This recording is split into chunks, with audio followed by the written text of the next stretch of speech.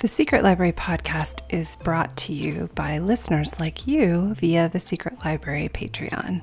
You can support the show at patreon.com/secretlibrary. This is episode 113 of the Secret Library podcast. My guest this week is Donal Ryan, and I'm really looking forward to sharing that interview with you.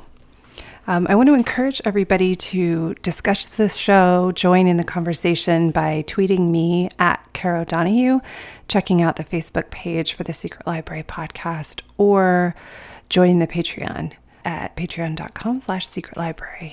And a couple things I wanted to share before we get to the interview are just that I've been thinking a lot about what we put between ourselves and our writing, and what the world puts between us and our writing, which is often a more daunting thing to think about.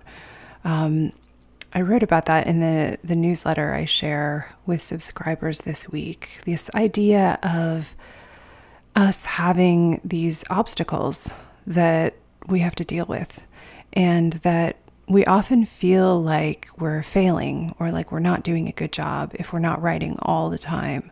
And if writing isn't our one thing, the one thing that we're working on most.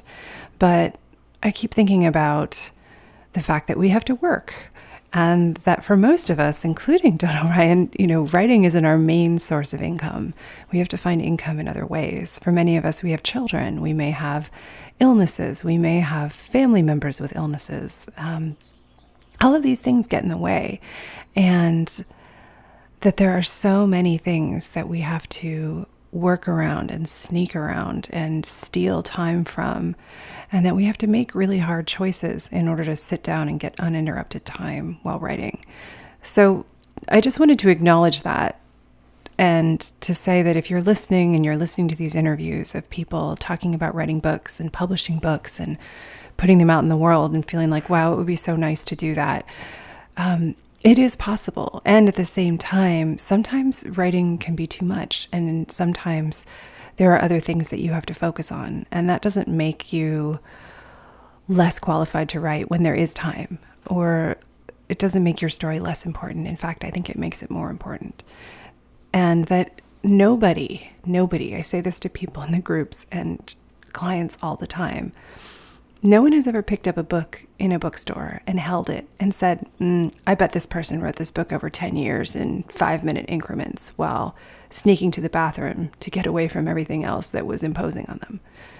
No one knows how your book was written once the book is finished. All they see is the book. So whatever time you can give it, whatever time you're able to give it, all of that is fine. I just want to encourage you a little bit this week as I am buried in boxes and dealing with my big move across the world. All of this stuff feels like a big obstacle, and dealing with this stuff has been my reason to not have as much time for writing this week. But I keep remembering that I'm moving somewhere that's going to give me more time and space to write. So sometimes there are these temporary setbacks. Sometimes these setbacks are institutional. Sometimes these setbacks are not so easy to get around. But the setbacks don't make you less of a writer. Sometimes they just make you a little more creative. And sometimes they just make you realize, like, okay, if I don't write today, I can try to write tomorrow, and that's okay. So that's my little pep talk this week. And I will now get you onto the interview, which I think is going to be even more encouraging from someone who's much further along in the process than me. Donal Ryan is the author of The Spinning Heart, The Thing About December, A Slanting of the Sun, All We Shall Know, and his most recent novel, From a Low and Quiet Sea, is out this week. The Spinning Heart won the Guardian First Book Award and the EU Prize for Literature from Ireland, and Book of the Year at the Irish Book Awards. It was also longlisted for the Man Booker Prize and the Desmond Elliott Prize. Donal holds a writing fellowship at the University of Limerick, and he lives with his wife, Anne-Marie, and their 2 children just outside of Limerick. I loved speaking with Donal, just as I love speaking with everyone who comes on the show, honestly. But one of the things that I loved most about the conversation with Donal is how we get into just how difficult it can be at the beginning to believe that writing is worth it. it feels crazy. It feels like a crazy thing to do, taking time from other obligations and other things in life to write words down on a page, not knowing if anyone will ever read them. And I think his conversation with me about his books being rejected nearly 50 times before he was able to get one of them published is really an important one to remember. That we all see these writers who've gotten through to the other side, whether they're publishing with a publisher or whether they're publishing on their own. They've gotten connected with an audience, and it feels like that was inevitable for them, or that, oh, of course, you've been longlisted for the Booker. Of course, your book was going to be published. It was always the case. But no, it wasn't. It took a lot of perseverance and believing in the face of what appeared to be an impossibility that this was worth doing. So I give you that interview this week with the hopes that you will believe in what you are doing, and that you will take care of yourself, and that you will take care of your writing self and yourself that is not writing in all circumstances, and that this inspires you to keep believing that this would be possible for you too. So here we go with Donal Ryan. Hi, Donal. Thank you so much for coming on. Hi, Caroline. My pleasure. So I wanted to get into some things about structure. We talked a little bit about how From a Low and Quiet Sea was structured. And I loved the way that you aren't quite sure how it's going to come together until it does. And I'm wondering if you could talk about the process of how you conceived of the structure of the book. And was that something you knew in advance, and then the ending was something you came up with later? I'm just curious about the thought process that went into putting the book together.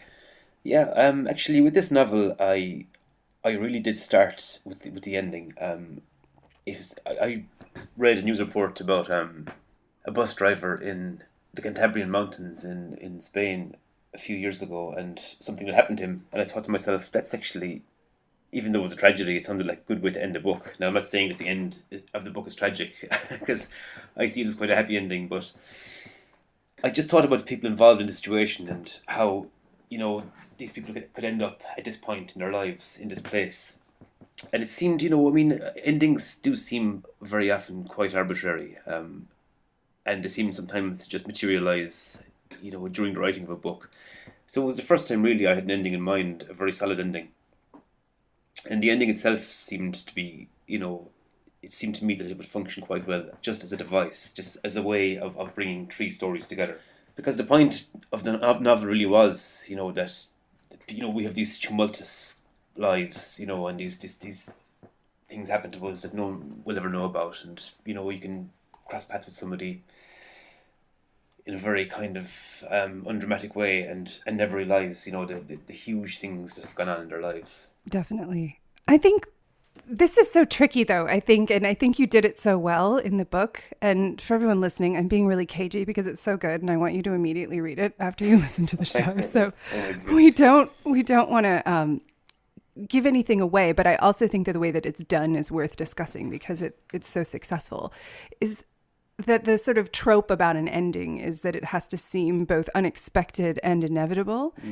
And I think that that's achieved here, but having started with an ending in mind, how do you still achieve the unexpected element, sort of working backwards? Did you think about that at all, or were you just kind of peacefully working on your book? Yeah, I tend not to overthink these things, because if I do, I find that my writing becomes quite formulaic, and I start to write to kind of, it becomes like a mechanism, and each sentence I write, feels as though it has to in some way build up to this ending. And endings are always tricky, especially with so-called literary fiction, because very often, and understandably, people see the ending of a novel as the point of it, and that's not always the case. And so a book can live or die in someone's mind based on the ending and how they feel at the end of it. And all endings are risky. And I've seen this book described as a complete failure, and I've seen people say, F this book, and this is crazy. How could it end like Really? this? Yeah, absolutely, yeah. Oh. But that happens, and it's my own fault because I am a forensic Googler of my own reviews. Oh, no. Yeah, all writers are, Caroline. If people say that they aren't, are lying. I'm sure they are. And so, it's always a risk. People will be unhappy with endings, and as many people as will be very happy with it. And so it is quite gratifying when people say that they find that the ending succeeds and that they like an ending. But for me, it's not. That's not where a book lives or dies for me. I've read novels that I love that pretty much fall off a cliff at the very end. We've no idea what's going on, and it's kind of okay at times because that's when a novel really reflects life for me. I mean, we all have a definite end, which is a terminal end for all of us. But I don't like the idea of things being tied up too neatly. And even though it's novelistic, and it's a really strange thing. I've heard this book described as too novelistic, and I don't really know what people mean, but I presume what they mean is that it seems as though the final section of the book ties things up, and I suppose that is a novelistic way of telling a story. That's something I've heard as well, that sort of psychologically, people will believe a coincidence if it leads to something terrible. Yeah. But if something positive comes of it, then they're immediately suspicious. Exactly. Yeah. Yeah. Well, people will say that. It's really interesting. I often hear people saying, "Oh my God, that would never happen. That's ridiculous." And that's one thing we can never say, because if you pick up any newspaper in the world on any given day, you will read things you would never have dreamt about. People will do things that you never would dream a human could do. And so anything's possible. There's an infinity of stories. There's an infinity of actions people can take. And so nothing you come across in fiction can be unbelievable, really. No, I mean, you read things all the time and you think, oh, you can't make that up. I mean, there's a Yeah, reason that's a cliche. exactly. And I think the other thing, too, is that the possibilities in some ways are more endless in a smaller community, like the one you're writing about. Yes, there are people coming in from the outside, but it's sort of inevitable that people would be recombined in different ways as they meet when, they're not living in a giant city. Sure. I mean, really, it's basic mathematics, really. I mean, if you take a handful of people, even the number of ways that they can interact, it's like numbers in the lottery. I mean, just it's 1 to 46, and still there's like a billion ways you can combine these numbers, and so your chances of winning are virtually zero. And it's the same with any community, big or small. And I think, yeah, definitely there's a kind of an intensity and a kind of a feeling of being cloistered, and feeling of suffocation almost sometimes in small communities, and it can lead to things being heightened and things intensifying very quickly. Absolutely. So you had this ending in mind. You read the newspaper, and then you kind of worked backwards. I assume. How did that happen, and how did you start writing? Yeah, it was kind of a forward and back. I ended up with this point, I ended up with this scene in my head, involving the bus and the people involved, and it didn't really seem to matter then, because I had three separate stories in my head that I knew were going to form one novel. And there's a friend of mine, she's a great short story writer and novelist called Mary Costello, and Mary said once, any short story can be a novel, and any novel can be a short story. And she's right, and I think that the three parts of the book, the three individual parts, any of them could be a novel of their own, maybe a bit thin plot-wise, and similarly, each one could be just compressed into a short story of maybe 3 or 4 thousand words. But the kind of the way they came together, was done for me, and so I hadn't to worry about that, and so I could concentrate on getting these three guys' stories onto paper. And really, the ideas occurred to me, and I sat down and tried to make them coherent, and that's really how I approach writing in general. It's kind of all there is to it, really. I know it's one of those things where it's simple but not easy. Yeah, exactly. Yeah, yeah. And I think, yeah, it's sometimes I think it's overthought and kind of overtalked. The whole idea of having a process, because it really is. I mean, it's what you said there is so true. It's simple and not easy. So which story did you start with? Did it start in the order like with Farouk first and then moving through to John, or did Actually, you play around with I'd written it? the character of Lempi years ago. I think in 2012 I wrote that section of the book, and Lempi was a vastly different character. He didn't really have any redeeming feature. He was kind of a sociopath, actually. He was one of these kind of local village kind of psychopaths who commits these evil acts, unseen and unnoticed, he thinks. And I thought, God, no, this is too much. I can't write a character this unsympathetic and this kind of irredeemable. So I kind of brought it back, and I put more of myself into the character. And just made him more nuanced and more forgivable, really, and just more real. Even though I really enjoyed writing this kind of psychopathic character, because you're so free and unshackled when you write evil, to almost to be evil, because you can ask a character to do things that you wouldn't dream of doing in real life. And there's a real freedom in that, there's a real, because you kind of, when you look into the abyss and look into the darkness, and start to see things, you realise that, again, you're faced with infinity.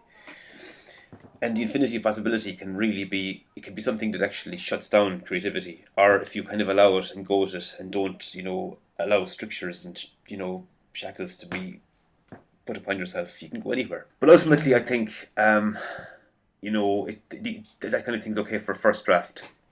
But you have to rein it in, you have to kind of start to chop things out and bring it back to reality. So how much did you chop out? I mean, because it's a very concise book, yet it contains so much. So I wondered how much more you explored about each character's backstory or their world, or what else had happened to them in their lives. Well, yeah, because I mean, Lampy started out as kind of this. He was a drug dealer, and his day, it didn't involve the bus he's driving. It involved him driving, a shipment of drugs around the city.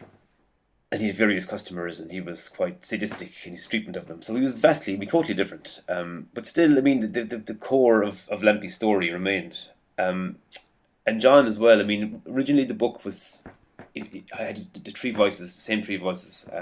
Farouk changed drastically as well in the writing, but it was originally structured as paragraph a paragraph. It was Farouk, Lampy, John, Farouk, Lampy, John. And even as I was writing it, I was getting completely confused.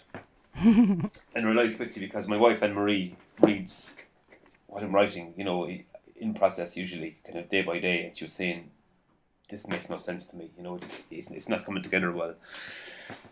And that's okay for the first few weeks or months even of writing a novel, but if it persists and your beta reader is confused consistently, you're going wrong. But it really was just a simple matter of, restructuring so that three stories were told in sequence. And it is, I mean, as I was saying earlier, it's quite a simple, straightforward, unsophisticated structure. But I do realise that when you depart from the norm, from the kind of normal, from what's seen as the norm of a a single story told in a linear fashion, you will lose people on the way. And I've often been lost myself. I've often read books where there's been kind of an unusual structure, and I've been lost. It's kind of left me behind. Yeah, no, I thought the structure was really clear. It was more that the sort of straightforwardness of the structure allowed all of these other complexities to emerge. Yeah, I'm glad about that actually. I remember reading Cloud Atlas by David Mitchell and absolutely loving it. And I'd finished the book before I realised that the very first and last stories continued each other, and the second story and second last story and so on. It was really ingenious. For some reason, as I was reading, I hadn't noticed this, and I think a structure works. I think when the reader isn't too aware of it. Yeah, I think it's better when the structure isn't the thing leading the whole thing. Yeah, yeah, absolutely. I do tend to use structure as something of a crutch, because when I was kind of in my starting off phase as a writer, and it was 10 years of a phase, to be honest. There were 10 years where I just I couldn't ever feel happy with anything I wrote, and so for this 10 years, my main problem was pace. I could never pace a story or a novel properly. I always found I was diverging too much, and I was over describing, and then events would happen kind of in a very sudden, kind of unheralded way, and my pace was always all over the place. And it took me a long time to realize that I needed a very definite structure, so that the structure itself would dictate the pace, and then I could just divest myself of any responsibility to pace the story properly. And so it's a bit of a cheat. I think to use any structure outside of the kind of traditional structures is something of a cheat in a way. I don't know. I don't know if it's a cheat, because it is a choice that you're making. Yeah, of course, yeah. And I think writers do this all the time. It's like we will say, "Oh no, it wasn't that big a deal," or whatever. Like we're very quick to dismiss decisions that were made that were effective.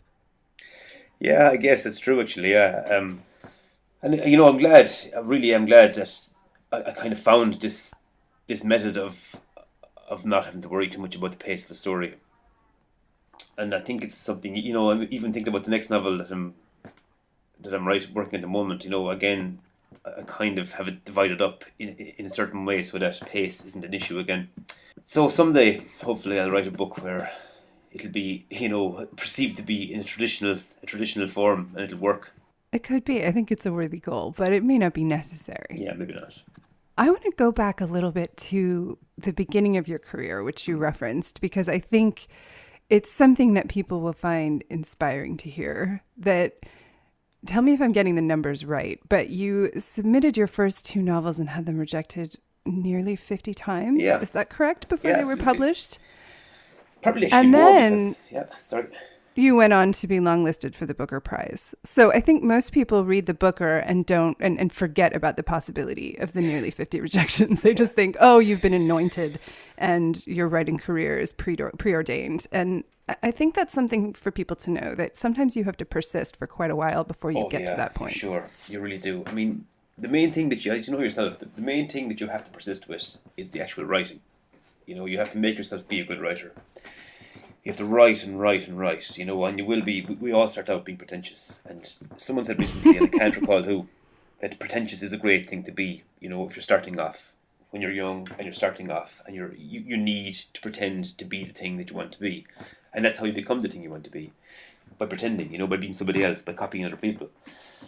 And I think Kurt Vonnegut said it takes 5 years to write out your heroes, and my friend Julian Goff reckons it's 10, and I think he's actually right. I think Wow. it can take 10 years, to write out your bad habits and to write out your heroes and, to kind of to get the very clear echoes of who you love out of your writing and to find your own voice, to strike your own note. It takes a long time. And the whole idea of rejection, I mean, I expected rejection. Because I was selling novels or trying to sell novels into a very flat market. We had a huge economic crash here. And so I was sending out manuscripts to every single agent and publisher in Ireland and the UK and in America as well, actually, and fully expecting to be rejected multiply. And actually, I'd say the number is actually higher than 50 if you count non-responses, because most people won't even respond. But I hear young writers all the time saying, "Oh yeah, I sent my novel out, and 2 agents said no, so I'm just going to forget it. I'm going to forget the whole thing." I can't believe my ears at this. Because most manuscripts will be rejected out of hand. Editors won't read past the first few pages unless they're totally gripped. And it's such a subjective thing, and there are so many publishers out there. But, the biggest favour we can do ourselves as writers is to write and draft and redraft and redraft and just get it right. So how did you know that you wanted to write? Because you didn't start out as a writer. You started out in the law, which many writers do, it seems. And made the transition into writing full time much later. So what was it that initially inspired you to start writing? Well, I've always been a writer. I mean, it's the one thing I knew I was all my life. I knew from very young that it was what I wanted to be. But I still can't figure out actually how people are just writers from the time they leave school. Now, I know lots of writers who are just writers, and they're young and they don't have publishing deals, and they say to me, "I'm a writer," and that's totally fine. And I actually applaud them for making this bold, declarative statement that they are a writer. But they always look hungry. They're always pale and emaciated. I don't know how they survive, to be honest. I mean, grants are hard to come by. I've never been able to successfully get a grant myself for writing. And so I knew this wasn't going to fly. I couldn't just say to myself or my family or anybody else, "I'm a writer. I'm going to be a writer. So will you guys support me and, make sure I don't starve?" So I knew I'd have to work, and so I worked for 20 years in the civil service. And, at a certain point, very recently, I was in a position to take a sabbatical from that. And, while on sabbatical, a job came up as a lecturer in the university, which is what I am now. So I don't think I'll ever be just a writer. Unless I have a huge stroke of fortune, with some kind of massive movie deal or something, which is unlikely, to be honest. You never know. But it's still, no matter what I do on a daily basis, the thing that I know I am professionally is a writer, and it kind of always was. Amazing. So what was the sort of transition? How did you make it work while you were working full time? Because I think there are so many people that have to do that.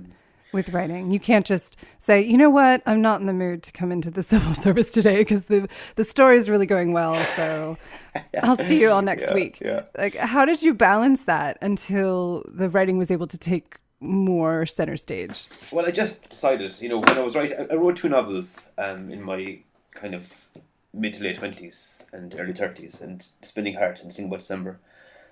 And I decided, in order to get these novels written, I had to be disciplined. And so I decided I'll write each evening from 9 p.m. to midnight, and I'll try my best to write between 300 words and 1,000 words, and really I just made myself do it. And then I got married, and my wife was very helpful in making me do it. She really encouraged me. She pretty much said, look, just get out of here, go up to the spare room and write your book. That's all it takes. You have to see. I think it's very important when you're working full time and you're writing as a very much a side thing, to break down the job into its quanta. To say to yourself, well, I mean, a book's composed of words. I can write a handful of words, and I've progressed in my book. A couple of hundred words a day is not a big ask. Our own Anne Enright, our Booker laureate, she's one of our greatest writers. She says she writes 300 words each day, one paragraph, and in that way you get a book written in about a year. And when you see it, when you see it in those terms, when you view it in terms of one paragraph a day, it's very doable. It's very achievable. It's not a daunting task. But when you look at it, when you hold a novel in your hand, you think, Jesus, look at all those words and all those pages. How the hell can I do that? It seems a much more monumental thing. So it's very important to make it seem easy, and to make it easy on yourself, and just carve out a little niche, in the morning or the evening, of a couple of hours. That's all you need. Because I don't think writing for more than 3 hours at a time is very good. I think after that, myself anyway, and going by what I've heard from other writers, after about 3 hours, you're kind of starting to get a bit burnt out, and you can become a little bit monomaniacal, I think, if you're involved in one story for more than 3 hours at a time. Especially if you're writing an evil character. It could sure, do some things absolutely. to you if you're hanging out there for more than 3 hours. Exactly, yeah. You might see it reflected in the rest of your life. Well, one thing also that you said just now, I think is really important to acknowledge, which is the importance of getting your family and the people around you on board with what you're trying to do. Yeah. I see a lot of people who are like, oh, I feel terrible. I have to ask, I have all these responsibilities in my family and I don't know how I'm going to fit this in. And I think it's important to tell them that this is something you really want, and for sure. Let them be supportive, which it sounds like you have. Yeah, I've been very lucky. I mean, my parents were always so supportive from a young age, and my wife Anne Marie has just been. I mean, really, without her, she actually, when I say this, she gives out to me. She says, "Look, don't say that. It's too much." But it really is. I mean, I wouldn't be a writer without her. I still would just be thinking, "Oh God, I'd love to be a writer. Maybe I'll try again. Maybe I'll try, a new novel or a new story." But she was the first person who gave me real confidence in my work, and kind of and give me the courage to send work into the world and have it judged by people, and to have it rejected, and for that still to be okay. And I think if I hadn't had that level of support from her, I probably would have buckled under the weight of rejection, because, there was kind of a tsunami for a while of just like pretty much every second day or third day I was getting a letter in the door saying no, or an email. And I think I probably would have given up if she hadn't said, look, they're actually all wrong, and it started to seem crazy even. I was thinking, well, could it really be that they're all wrong and she's right, And she was so adamant and so insistent that it just kept me going. Yeah. And she was right. We got to give her credit. Yeah, well, I think so, yeah. And you know what, but I always say to students here even, it's so important to have a trusted beta reader, somebody who will be honest with you, somebody who will take your work, and might be, it could be a friend, a lover, an acquaintance, it could even be a paid editor, somebody who you've actually paid money to read your work. And that's fine too, as long as you don't pay too much and you know that they're a good editor. But it's very important to have a voice, I think, of reason. To have somebody who will make sure that what you're doing is coherent, and understandable, because you have to fix one part of your focus, I think, when you write, on your ultimate reader and whether or not what you're writing is readable. And I often hear writers, being really overly precious about their art and saying, what comes out of me comes out. My art is my art. It's inviolable. I can't change it, And if the whole world doesn't get it, then that's the whole world's problem. The art has to be pristine. And I Right. really, That's the really, other end of the spectrum. oh, completely, yeah. And I disagree completely. I think art is to be consumed. Art, you create art to illuminate something about humanity. And, it's for other people, really. It's not just for you. Right. And I think that it's meant particularly with books, but I would say with other art as well, as a form of communication. And you're trying to Exactly. communicate an idea. And if you're just shouting a monologue in the street, basically, with your book, then how are other people supposed to take something from it? Exactly, Caroline. Yeah, you said it now. It's exactly how I feel about it, really. It is. I mean, it's a very sublime and beautiful way of communicating, writing a book. But that's what it is. It's a two-way street. And the thing is, you can't control how what you create is received. Of course, you can't. So you have to really switch off from reactions, but you have to make sure that what you actually create, can be consumed. I know it sounds like kind of a hard mercantile word, but art is consumed. It is. And I think that that's the point. I mean, I think that plenty of people write things that they never want other people to read. They write journals and they Yes, of course. Yeah. write to process for themselves, which is Yes. fine. But if you're writing for someone else to read it, then yeah, you have to expect that they're going to read Yes. it. Yes, exactly. So one thing I know I'm harping on this structure thing, but you did say it was a bit of a cheat, but also you've just said that the writer has to fix their attention on something. And I'm wondering if using things like structure to sort of remove decision points and that allows you to fix your attention on other things and then to really focus on those. Do you think that's possible? Oh, for sure. Yeah. I mean, going back to pace again.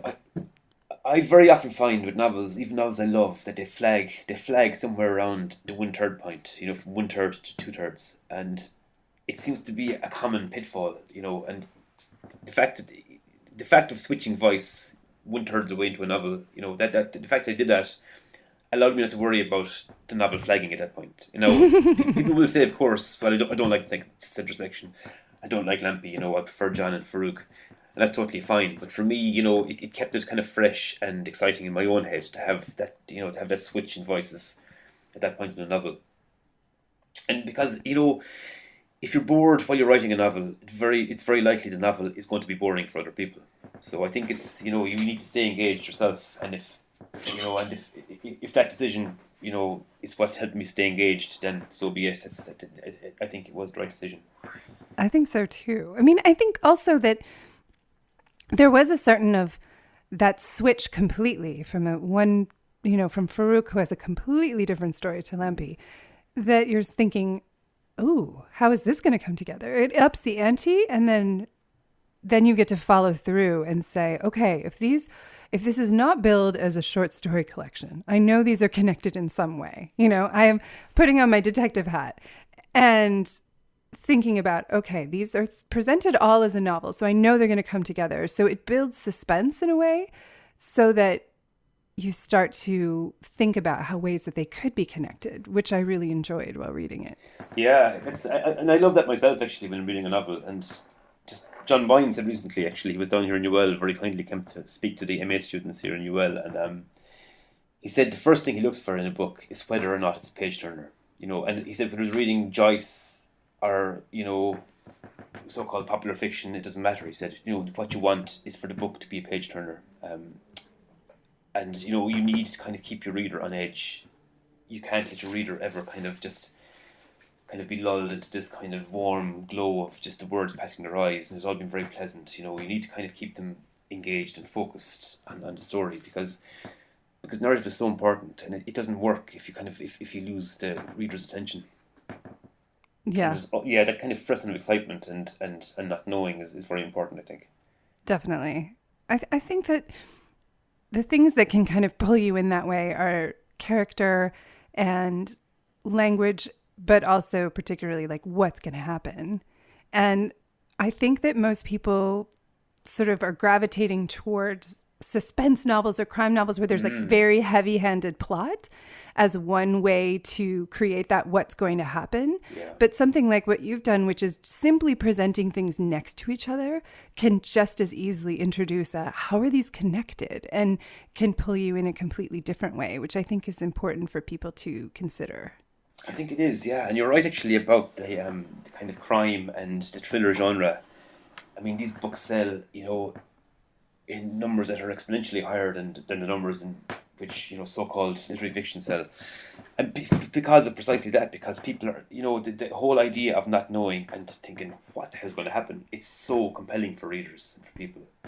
Yeah, And it's sort of intoxicating. it really is. Yeah, it absolutely is the drug. And you really, when you're so immersed in a story and in the, what could be going on here, and when you're so immersed in the whole act of trying to guess what's happening, and you're so desperate to find out what's going to happen, all other considerations kind of fall by the wayside. You stop considering the language and how it's used, and that, I think that's fine as well.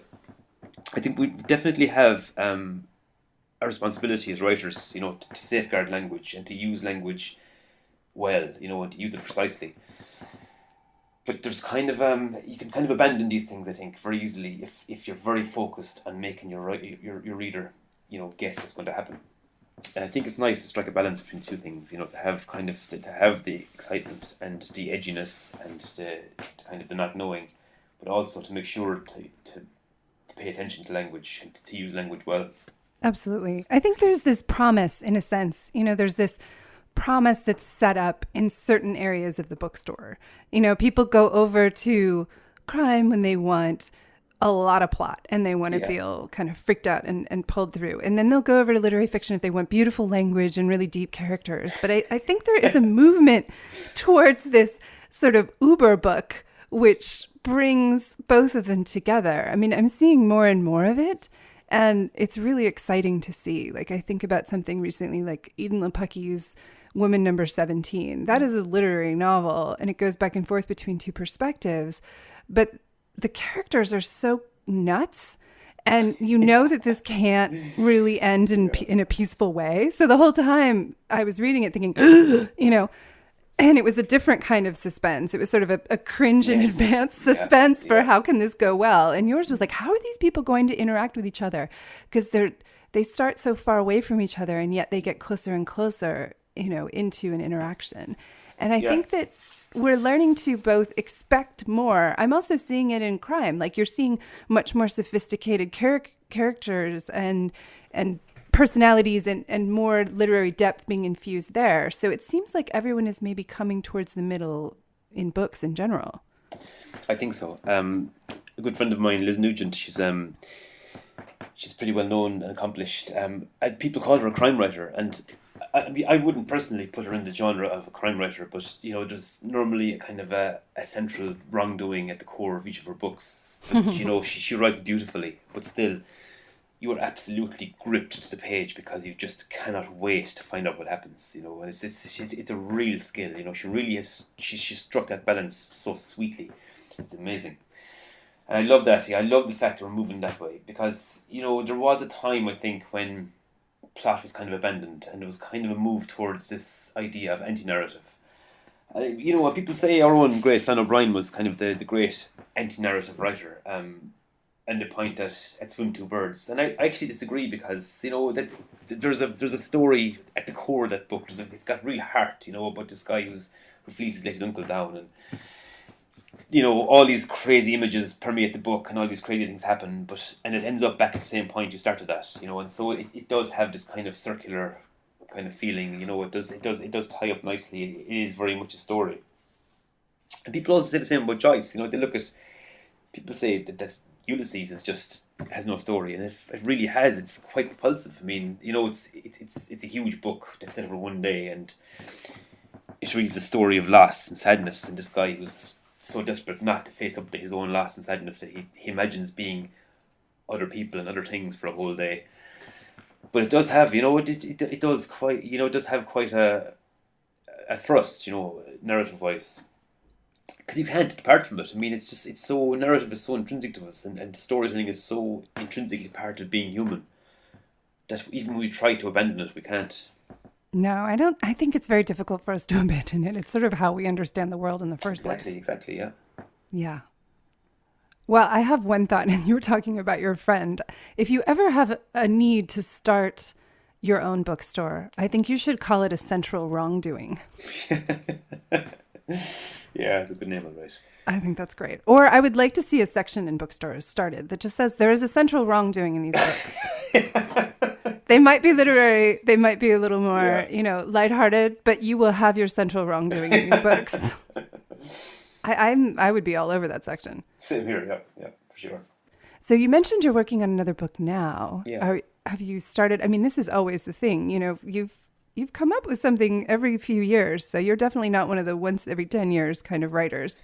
So that puts No, I you in can't this figure that out, to be position. honest. Yeah, I heard Stephen King kind of complaining a little bit about these one book every 10 year writers. And I mean, like, how slow can you be? You just write the bloody book, for God's sake. I mean, it's not that big a deal to write a book. It really isn't. If you have kind of an aptitude for it, you can train yourself to be good at it, and you can write the book. It's not a huge big thing. Yeah. Yeah, well, Stephen King definitely has perfected the art of cranking out a book. Well, I don't know how he does it. Like Stephen King's output is just phenomenal, and I've read every single thing he's ever written. To be honest, because he's one of the world's great storytellers. I think he's fantastic. But I mean, my books are fairly thin. They're not huge. There's no massive amount of labor in them. The labor really is kind of getting the idea to sit properly. Pushing the idea into a coherent shape. That makes an idea into a story. But I mean, if you write between 500 words a day and 1,500, you're going to get a book written in a few months. And when you have a serviceable draft, it's just, for me, the main work is done. It's just a matter then of making it right, shoring it up, and making it making it readable. Yeah, I think that is what it boils down to. And again, we return to this simple but not easy, because I think there is a fear underneath it. So maybe we can end with addressing this. That, yes, of course, I could sit down and write 500 words a day for a year. But what if at the end I just have total crap? Like, what if there's nothing salvageable in it? What if I'm an absolutely irredeemable writer? I know that this is a fear that everybody sort of has. And you've published a number of books at this point, so maybe that one's a little bit quieter, and it's more like maybe this one isn't any good, rather than I can't do this at all. But how do you sort of trick yourself into believing, okay, yes, these words will add up to something worth dealing with? See, that's the thing. I think every story is worth telling. I think sometimes people starting off, maybe in their first book, they overreach. I think people don't prepare enough, to be honest. I do think you need to have a substantial grounding in literature. You need to read and read and read. And I think very often people start to write without having read enough, or without having read kind of carefully enough or deeply enough. And they don't consider language carefully enough. I think you need to be immersed in it because, I mean, we have an alphabet with 26 letters. And the fact that we can take those letters and do absolutely anything with them is it's incredible. It's pretty much infinite. The possibilities open to us are infinite when it comes to language and what we can do and the stories we can tell. And I think really you have to make sure that the raw material of words is warm and malleable and workable. I think if you don't read enough and if you're not immersed fully or deeply enough in language, it becomes cold and brittle. And words won't sit naturally on the page for you unless you read and read and read. And it seems like a very obvious thing, but it's something that people forget. And the second very obvious thing that sounds like a truism, it sounds ridiculous to say it, is that you have to write. You have to be a writer, you have to write and write and write, and you have to allow yourself to write absolute crap, for a long time. And you have to know it's not great, you have to know it can be better, and you have to keep doing it and doing it and doing it until eventually, to borrow from Heaney, you strike your note and you find that you have your voice and it starts to become easier and it starts to flow and you start to actually have this kind of distant confidence that it's okay, that this story is going okay. Yeah. And then even if there is all of this against you and the feeling of getting lots of rejections, to really believe that it's worth it. Yeah, you have to believe, absolutely. You have to be very cold and objective about your own work. You have to try to stand back from it and see it through different eyes. But you have to believe that it's worth doing. If it's something that you want to pursue, all you can do really, the biggest favour you can do yourself is to just keep at it, and to practice and practice and practice. And to forget about this idea of being the best or being better than somebody else, because the way we measure success is often close to ruinous, to be honest. I mean, you have to kind of listen to yourself, because I find myself very often, I have a kind of physical response to what I do. If something isn't right, it'll be there in my stomach. It's like this all negative emotion manifests viscerally literally in our viscera, and you have to listen to that response from your body, about your own work, because you will tell yourself if it's not right. So you have to really listen and be really attuned to kind of to your own motivations and kind of your own process. Definitely. Well, Donal, I want to thank you so much for coming to talk to us, and everyone should go out and get From a Low and Quiet Sea. It's really gorgeous, and I think you will get absolutely. I think you will get so much from reading it and then listening to this and hearing him talk about it. It will really bring thoughts on structure to life, I think, as well as being a really good read. Thanks so much, Caroline. It was a pleasure. Thank you. Thank you so much for listening to the Secret Library podcast. We hope you've enjoyed this week's show. You can keep the conversation going by leaving a comment in the show notes at secretlibrarypodcast.com, or visit us on Facebook at facebook.com/secretlibrarypodcast. You can also connect directly with me on Twitter or Instagram, where I'm Caro Donahue. That's at CaroDonahue. I look forward to chatting with you there. See you next week. Until then, happy writing.